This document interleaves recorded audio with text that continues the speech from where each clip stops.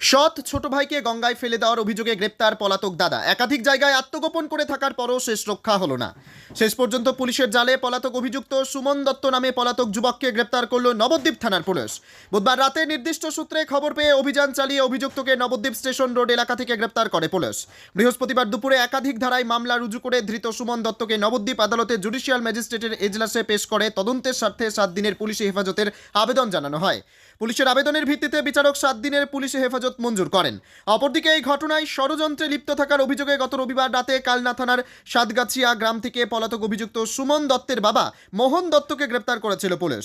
মোহন দত্তকে 14 দিনের জেল হেফাজতের নির্দেশ দিয়েছে বিচারক। তবে কী কারণে ছোট্ট শিশু ভাইকে গঙ্গায় ফেলে দিয়েছিল সৎদাদা, তার তদন্ত শুরু করেছে নবদ্বীপ থানার পুলিশ।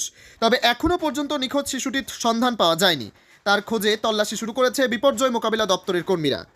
আমরা খবর পাওয়ার পরেই যথারীতি আমরা কাল পর্যন্ত গঙ্গাবক্ষ একদম পুরো শান্তিপুর পর্যন্ত আমাদের ডিজাস্টার ম্যানেজমেন্ট এবং আদার্স নৌকা দিয়ে আমরা খোঁজ করেছি। আমরা সিসিটিভি কালেক্ট করেছি যে হ্যাঁ ওই দিন ওই বাচ্চাটি তার দাদার সাথে নৌকাতে উঠেছে ওই পর্যন্ত, এবং এইদিকে তার দাদা একা একাই গেছে ওই পর্যন্ত। অর্থাৎ মধ্যে যে মিসিং সেটা আমাদের লিঙ্ক পাওয়া গেছে। আর আমরা কালকে আমাদের সিক্রেট সোর্স দিয়ে অ্যাসাইলেন্ট যে মূল আসামি তাকে ধরেছি, আমরা আজকে কোর্টে পাঠিয়েছি। সুমন দত্ত, হ্যাঁ, সুমন দত্ত তাকে ধরেছি।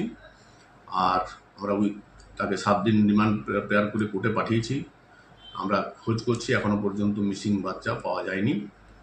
আর বাকিটা ইনভেস্টিগেশনে চলছে। তাকে কোথা থেকে অ্যারেস্ট করা হলো? তাই আমরা পেয়েছি আমাদের নবদ্বীপ রেল স্টেশন এলাকা থেকে। এই ঘটনায় এখনো পর্যন্ত কজন গ্রেপ্তার হলো? 2 জন। মূল অভিযুক্ত এবং তার বাবা। হ্যাঁ।